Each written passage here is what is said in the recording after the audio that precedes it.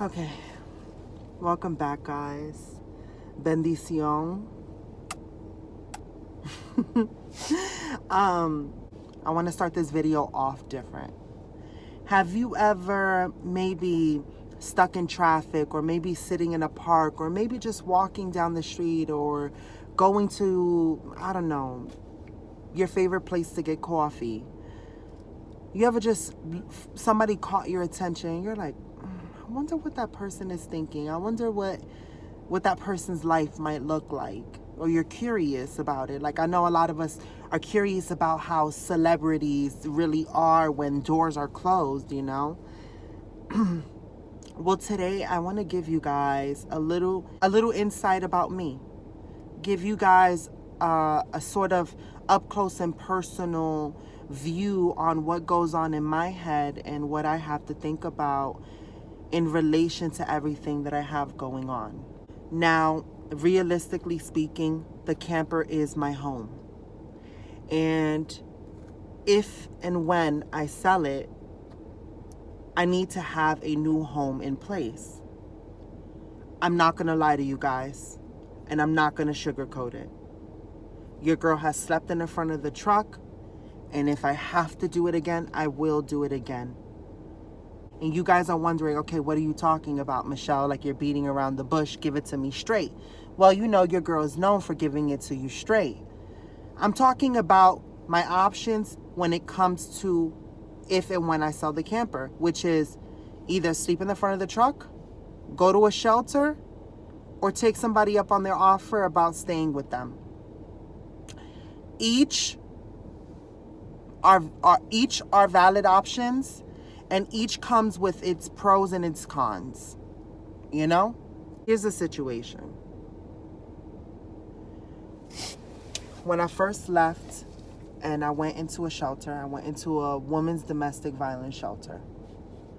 Now, this was in the beginning, before COVID was like bad. It was talked about, but it wasn't like known to be as bad. It was just in the beginning stages. And I was staying in a domestic women's violence shelter. And that's how I started this whole process and this whole journey. I, looked online. I made a couple of phone calls. I looked at some states, and I created a roadmap of how I was going to get to my end journey, whatever state that was, and where I was going to stay in between. So for most nights, it would be sleeping in the car until I got to the destination. So when I first started off in the shelter, I don't know if you guys are familiar with shelters. Each are different. But being a single woman, I can only share my experience with shelters. Now, my experience with shelters go way, way back. I have a long history with shelters. Realistically, how old I was when I went into my very first shelter, I was 16. I've been on my own. I've been on my own since I was 13. And from 13 to 16, I sort of was homeless on and off, couch surfing, staying in different places, like you name it. I mean, I've stayed in a house. I've stayed in a trap house. It's crazy. I stayed in a trap house that actually got raided. It was crazy. So much happened there. That's crazy. But, okay, so I'm going to tell you, I started off my whole journey at the age of 16. Now you're thinking, how did you get into a shelter at the age of 16? I lied about my age. I used my high school ID. And my high school ID just had a picture. That's really what they wanted. They wanted a picture to verify. Now, it didn't have a birthday or anything like that. And I would lie to them and told them I was a senior of high school. And because I didn't graduate from high school, my mom, kicked me out. But I'm an adult. I'm legal. I'm 18. I used to lie and say I was 18. Now, the problem with that is that picture from my ID for high school, since, my regular ID, whatever, I couldn't give them my age with my regular ID, so that picture didn't reflect what I looked like. You know what I'm saying? Because at the age of 13, you know, the reason why I got kicked out, honestly, was because I lived my truth authentically. And from that day on, I never went back. I never changed back for anybody. I never lived that life for anybody else. I started living my life for me. And that picture didn't reflect what I looked like currently, because that picture was taken in what I call the lie, you know, dressed up in the lie. And I guess the conformity I had to put on, my uniform of conformity. So I had to lie about my age. I had to lie. That's the only ID I had. And because the ID didn't match, I started off my journey in the male shelter system. Now, that was very, very short-lived, honestly, because if you don't know much about the shelter systems, there's different styles. When the very first shelter I went into was a male shelter. It was a shelter where you got for the night. You would wait online around 7 p.m., and you would wait online for a bed. If they ran out of cots, you had to try again the next day. They would give you a hot meal that night, breakfast in the morning. You could take a shower. They'll give you a cot in this open auditorium. And, you know, you just spent the night there. But the thing is that shelters like that really don't have ample security. You know, these shelters are very underfunded, and you put a young girl in a room full of men, and these are men from all walks of life, men from the street, men, just every type of man you can think of, and you leave people unattended. Let's just say you really do have to worry about the things that go bump in the night.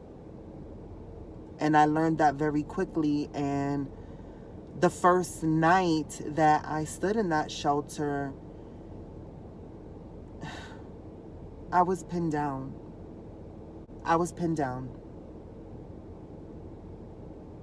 My mouth covered, and the person was like, shh, I just want to talk to you. I don't want to talk about that today. That will make this too long. But I left that night. I ran. And I knew that I had to come up with another idea. I'm sharing these stories because as a trans individual, you know, your ID is your lifeline. And when your ID doesn't reflect what you look like or what you are and who you are, it poses a lot of problems. And realistically, it wasn't until I was 25 when I got my gender marker changed on my ID that this stopped being an issue. So I learned from my mistake, and I just scratched the ID entirely, and I would wait online at the women's shelter every single night. I just, you know, I called 311 and I found out where there was a women's shelter where you waited for in the night. I got the address down and I waited every night, and that's how I did it. And I lied. I said I had no ID. I was off the street. I was homeless.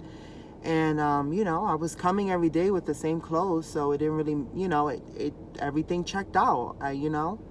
So that's how I started, and that's how I was able to get myself into the shelter system at such an early age, lying about my age. Now, let's fast forward to the present. I may not have that issue, but in shelters, there's not much privacy. And I've experienced a lot of discrimination when my gender was brought up or people found out that I was trans. Now, here's the thing, right? I was in a shelter. This was before I got my gender marker changed. I'm in a shelter. Obviously, I have no ID. I'm, you know, because my ID doesn't match what I am. And if they found out, they're going to have to move me to another shelter. So shelters are set up differently, but The one thing I can say about shelters is you don't really have much privacy. You're going to see a lot of naked bodies, and unfortunately, not everybody's body is the same, and you have to be careful. Because if anybody finds out that you're trans, what I've experienced as a trans woman in women's shelters is when I was discovered as trans, then there will be a group of people going to the social workers and the caseworkers complaining. I have my children here and I feel uncomfortable, and what if it's lying and it's just here trying to, like, you know, to get us, or to look at women, or to rape us while we're sleeping or anything like that. You know, that's still a man. It probably has man strength still. Those were the things I would hear, and would be brought up to the caseworkers, and there will be so much gossip and talking about me, and it will become a witch hunt within the shelter system. Honestly, the shelter systems are rough. You know, when I went into the domestic women's violence shelter, my first night in that shelter, my roommate, there was 1, 2, 3, 4, 5, 6, 7, 8. There was 8 of us in one room, and 3 of the women had children. So there was 1, 2, 3, 4, 5. There was 5 children in the room. This woman, she was an essential worker. She got home. Everything in her cubby hole was gone. They stole all her stuff. She flipped that light up. And mind you, this is the first night I'm in that shelter. She flipped that light on and she went berserk and started trashing, throwing everybody's stuff all over the place, waking everybody up. There was no security. All we had was one caseworker working that night. And it was like 302 women plus children. Everybody started waking up because all the commotion, people started, like, it was a brawl, like it was crazy, crazy, crazy. And it was because of that I was outsourced, and they put me in a host meaning that I was sent to someone's house who works with the shelter and that provides shelter to women who need a place to stay for a couple of nights. All because of that. The police had to be called. It was crazy. The police took forever to come because of COVID. Like, things were crazy. So, you know, you have to be really careful. Honestly, I've had a lot of my stuff stolen in different shelters. A lot of my stuff stolen. I've had a lot of people come after me. I've had a lot of women that they protest within the shelter. They came together and protest, and they blocked me off from the bathroom. They found out that I was trans. They blocked me. They barricaded the bathroom, and they had a group of women standing in front, and they were like, you can't go inside this bathroom. And I don't care what the caseworkers, they can come out here, they could do whatever, but we have rights and we don't want you here. You don't belong here. I've had that happen to me. And now that I've disclosed my trans identity on social media, I mean, do you think that the violence stops? I've experienced a lot of that, and I am going to be honest. If I can't fight it out in the truck, in front of the truck, if I can't take it no more, and I have to go to a shelter, I'm going to be honest. I'm going to have to delete TikTok, because I can't run the risk of my trans identity being exposed and found out, because I don't want the witch hunt to begin. It always starts with one person, and then it goes from there, and then it catches fire, and then it becomes this big debate, and then now everybody hates you, and everybody, like, it's terrible. It's like survival of the fittest, honestly. Survival of the fittest. Like, you got to be careful. Like, you could be sleeping, and the bunk beds, it's bunk beds. It's always bunk beds when you're in shelters. And Tiffany Haddish, she shared a story that she's traumatized about bunk beds. And honestly, I'm traumatized with bunk beds too, because a lot of the times these shelters are underfunded. I have a couple of pictures and videos I'm going to show y'all of that domestic violence shelter. That shelter had 302 women. There was only one working toilet and one working shower. Can you believe? About the bathroom. This is the bathroom. So there's only one bathroom one toilet that works for the whole entire building.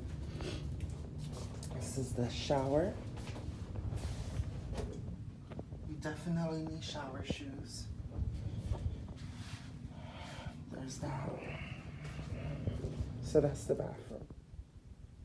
So this is my bunk bed. It's pretty low. That's what I get. There's no place to really put your clothes. We don't have any drawers or anything like that.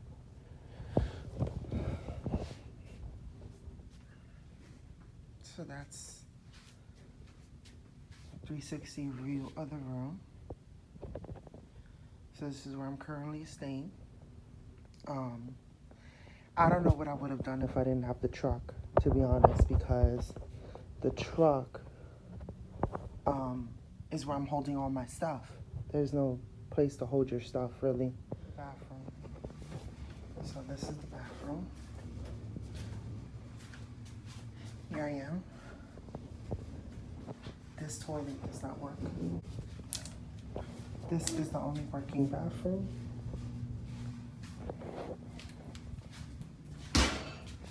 There's no curtain there. This is the only shower. I put my stuff on this baby changer, which is not sanitary, but you do what you gotta do. So, wish me luck on my shower. I'll get back to you after I'm done. You heard me. One working toilet, one working shower during COVID.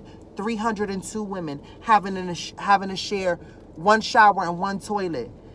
How is that even legal? How is that even legal? But that's the stuff that goes down because nobody talks about the injustices. Nobody talks about the lack of funding. Nobody talks about what really goes on in these shelters, you know? I didn't want to talk about it because I didn't want to deter anybody. Honestly, the shelter is there, and if I have to take that option, of course I'm going to have to take my precautions. And like I'm telling you guys, I'm going to have to delete my TikTok because, you know, that For You page, you can pop up on anybody's page, and all it takes is one person before the gossip starts, and then now they demand your head on a spike. That being said, there's another option. Now, I've been struggling with talking about this experience that has happened to me because I felt a lot of shame about it. And I opened up to somebody who, you know, I'm really close to. And I told them about the experience. And it was met with well, you should have known what you were getting yourself into. And I'm going to tell you something. I've been beating myself up about this, honestly, because I'm like, I should have known better. But I don't know how to tell you this, guys. When you're in this situation, honestly, when I was living in my truck during COVID, I was up in the mountains and it was cold. It was still snowing. Like it was not warm weather. And if you guys are interested, I have videos. My older videos I have where I show how I slept in the truck. And I have been spending a couple of nights in the truck. I was going to gas station bathrooms to clean my pits, clean the most important parts, and brush my teeth. I had no gloves. I had no mask. I had no hand sanitizer, nothing. And this was at the worst when everything was closing down during COVID. I had nothing to protect me. I was so terrified that I was going to catch COVID and really lose my life and be forgotten. I had nothing. Just me and the truck, and I had to find a way to be as safe as possible because I had nothing to protect me. And everything was expensive, and it became survival of like, okay, do I use this money to buy 3 masks? It was like 3 masks for like $15.99. Like people were inflating the prices because they knew that it was sparse. And I mean, Lysol was like what? Like $13.97. It was crazy. Like it was honestly like I felt like I was in an apocalypse movie. Like everybody was going wild. And prices were crazy, like even the groceries. So it became a matter of I can't afford it because I have to still get gas and I have to still, eat. And I was living off of my last couple of paychecks that I saved for my job, like I knew that I wanted to leave, and I was devising a plan, and I was putting away money on the side. And that's how I left. I left with a little bit of money. I left, I believe, I think it was $328 I left on the road with gas to go to the domestic violence shelter to get to there. And I had to make that stretch because your girl was sleeping in the truck. And that's how I was realistically eating and getting around. And it had been a couple of nights. It was cold. I was tired and restless. And somebody offered me a place to stay for the night. Now, it was a him. I took his offer up. I was just tired, and I needed a good night's rest. And I said, I appreciate it. I just need one night, this, that, and the third. And he said, yeah, like, you could stay as many nights. Like, it's cool. Like, I get it. COVID, my space ain't big. But, we both adults and everything be fine. I just don't want you out there in the street. Like, that's messed up.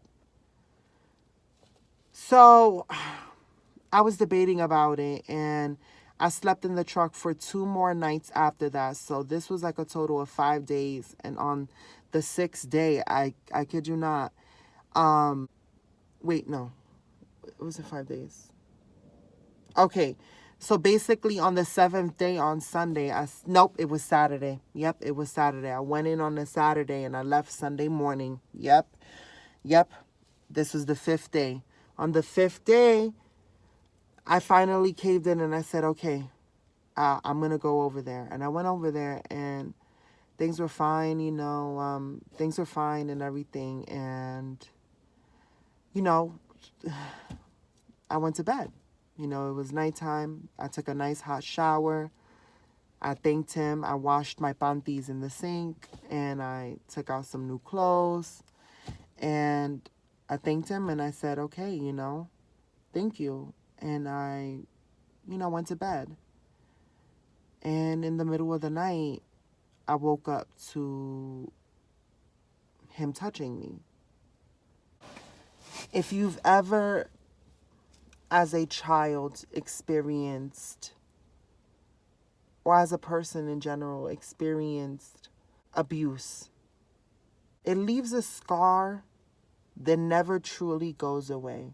That's why I don't call myself a survivor of sexual abuse. Because I don't feel like I'm surviving, because I'm a light sleeper because of the terrors that happen at night. You could be in a house, in a room full of people. And that's the worst part, is when you're surrounded by people and people take advantage of you and abuse you, and you feel so helpless. And in that moment when that happened to me, I wanted to sleep and I got scared. I froze. The little girl in me froze up. And I just shut my eyes real tight and I closed my hands real tight and I just laid there stiff. Let's just say it didn't go far, but it went far enough. And I was too afraid after that to go to sleep. I was in this man's house and I don't know. I don't know what could have happened. I didn't even sleep that night. And that morning, as soon as the light was shining through that window, I got up, grabbed my things, and I left with no explanation. He was still on the couch sleeping, and I left. And tried to call me back later and send me messages, why you left. I never answered him. I felt foolish. Honestly, the thing that I felt the most mad about, I was mad at myself. Because the first thing I said is, like, I should have known better. Why did I take him up on his offer? Why did I do this? And I didn't even get to sleep, honestly. I left more traumatized than restful. It opened up all these old wounds and old experiences. And when you've been victim of sexual abuse multiple times, you know, I was a 13-year-old child trying to survive on the street, and there's a lot of older individuals that are more developed mentally that see you and you're like prey. I felt like a lamb, a sacrificial lamb out there in the jungle, and I had to survive. And I've been feeling a lot of shame about it. A lot of shame about it. I've been feeling like, wow, how could you have been so foolish? It's honestly been tearing me up, because the part that I'm mad about is that when your first experience with something like that is not a good experience, it leaves a scar. So me being, I guess, a survivor of it, it's probably going to be a long video, but I'm going to give you the honest truth. I was raised in a very religious household. I mean, a type of religious that is not what you think. It's a very deep, deep religious household, very, very old school, where it's like you're possessed by demons and that, very much that old school. My mother grew up in a small island. So, yeah. And the day that I was kicked out of my home, I was told that I was just going to live a life of misery and pain and anguish, and I was going to experience life's harsh realities, and I was going to be... I want to talk about it. But, being from a religious household, I was told that I was going to be punished. I was going to be punished, and my life was never going to be easy, and I was never going to get that Prince Charming with a white picket fence and children, because I can't offer. I was told when I left the house that I am walking death because I can never bear life. And all I'll be good for is to lie on my back.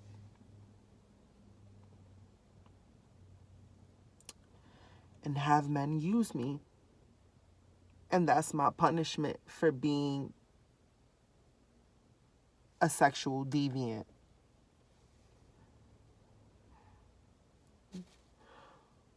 So when you're told that by your own mother, and then when you get abused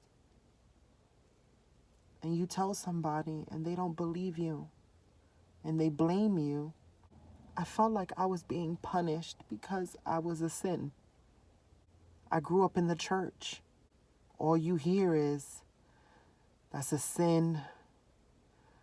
I remember talking and opening up to the priest one time, and I opened up and I asked, and the priest said, to be that is not the sin. It's the act of it. If you act on it, it's a sin, and you have to beg for forgiveness. So when it happened to me, I felt like I was being punished. And when I told, and I was blamed for it, When I opened up about it, I was told that it was the demon inside of me that provoked this man, and that's why it happened to me. And that's what I get for being this way. And I'm so mad at myself because I just stood there frozen. I didn't know what to do. I wish I could stand here before you as a strong woman and tell you that I got up off the bed and I said, hey, what are you doing? And I pushed him off and I did some taekwondo-ish and I said, that's not cute. That's not fun. But I didn't. I stood there frozen like every other time. Just stood there frozen. I didn't speak up. You know why I dream big? Because dreaming, imaginating, using my imagination,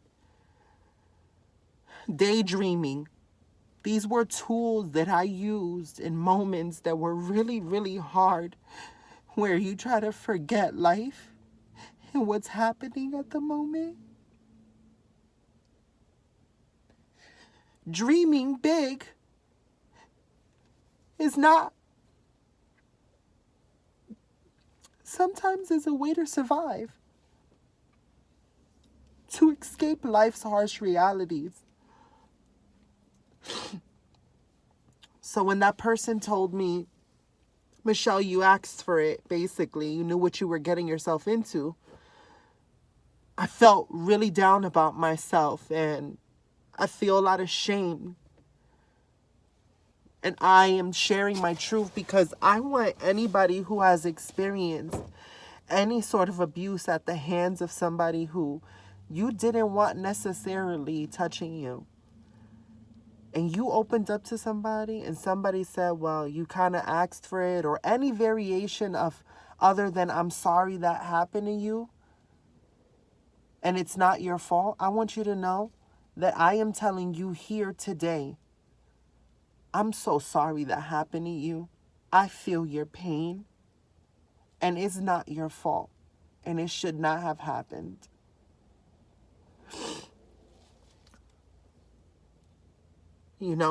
People have their opinions and people feel entitled to say what they want. And that's cool, but in our society, we tend to silence our women and we tend to victimize them.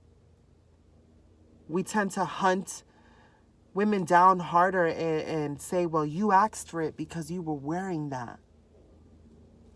And that's not okay. And that needs to end. And it's so harmful because so many women are afraid. So many individuals are afraid to speak about their abuse because of it. And I've walked around with that shame for all these months. But not no more. I saw a video on TikTok where the woman said, this is how to find your purpose. And it was 3 ways. What are you passionate about? What excites you? And what brings you joy? What I'm passionate about is using my life's harsh experiences to possibly heal the world. Because we've all been through something. What brings me joy? Being with you guys. Hearing your stories. Going on Instagram Live and getting to meet you guys. Seeing your letters. That brings me joy. And what gets me excited is sitting on camera, getting to talk to you guys. Giving you a piece of me. And seeing how you guys accept me in your hearts and in your homes. And you guys love me. And I don't know you guys physically. But I send you guys so much love and light and positivity. It's not even funny because you guys are my driving force and my fuel. And as hard as it's going to be, if I have to give up TikTok for a while because I have to go to a shelter, I'm going to be honest, a lot of the times I've left shelters because they found out that I'm trans. And if that happens to me, then I'll still have the truck. I can't, be without anything. That's why I get so flustered and I get so overwhelmed because I'm like, there's so much going on and the world is really crazy right now. Here in the South, things are not good. COVID, the numbers are going up and people are angry. People are always fighting about being forced to wear masks. People are not respecting social distancing. Crowds of people here every day. Like nobody is taking precaution, and people are getting angry, and the election is bringing up a lot of debates and opposing sides, and people here on the South are very, very vocal, and the South is very lenient when it comes to how they handle things. So on that note, I am going to finish up a little secret project, guys. I'm shooting a day in the life of me. Right now, I'm obviously shooting this video, so I got to go edit it. But I love you guys for watching, and thank you for giving me the time and the space in your life to share something about me. I love you guys. Bendición.